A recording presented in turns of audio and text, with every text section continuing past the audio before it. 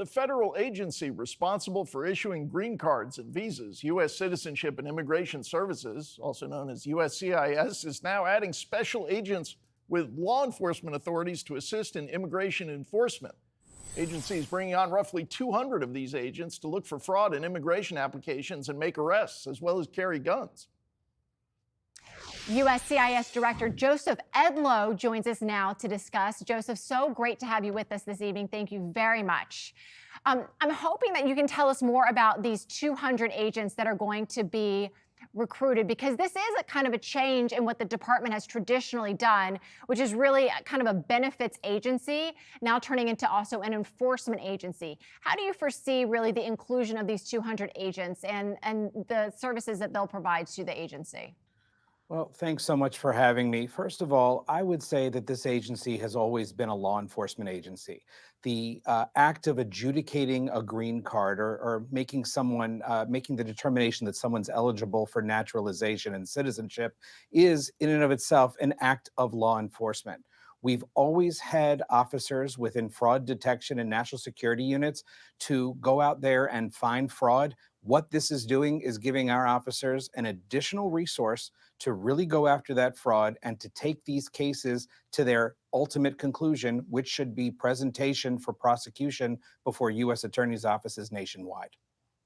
Okay, now we're talking not necessarily violent people, but as you said, fraudsters, and people want law enforced. I'm wondering if this is related to our next topic, which is the federal government resuming neighborhood checks for citizenship.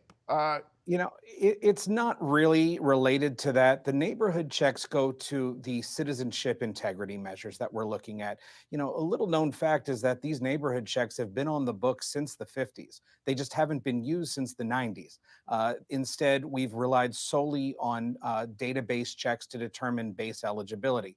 We're still using database checks, but we're also going to be using social media screening, and we're going to resume these neighborhood checks so that we can get a sense of who people actually are. We want to know whether they are civic-minded. We want to know whether police visit their house but don't write reports. We want to know if they have anti-American activity that we need to consider.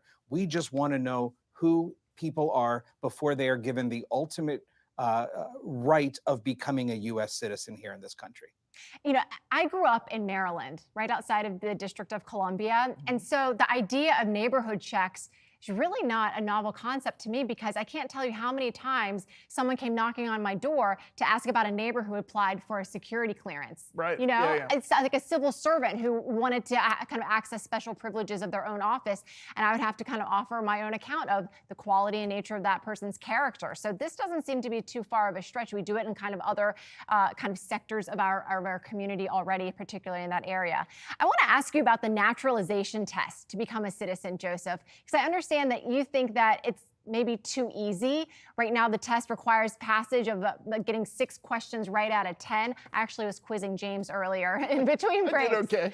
Tell us, in our final minute here, how do we make it harder? Do we just require like a 10 out of 10 passage rate, or do the actual questions need to be more difficult?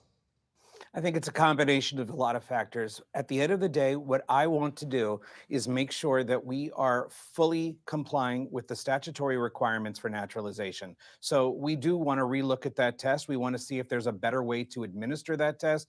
The questions do need to change to be a little bit more indicative of whether someone understands the rights and privileges of becoming a U.S. citizen. But also there's an English language component to this. The president has made it clear that English is the national language. Congress has made it clear that English language ability is a part of the naturalization test. Right now, reading a single sentence and writing a single sentence is insufficient to make that determination. And we've got to do better to make sure that we are really in compliance with the executive orders, but also with the congressional mandate that someone understands the language, understands what it means to be a citizen, and ultimately demonstrates an attachment to the Constitution of the United States. Okay, Joseph, if anyone comes to ask Lydia about your background check, she's going to be tough but fair. That's right. We got to leave it there. Great. Thanks so much.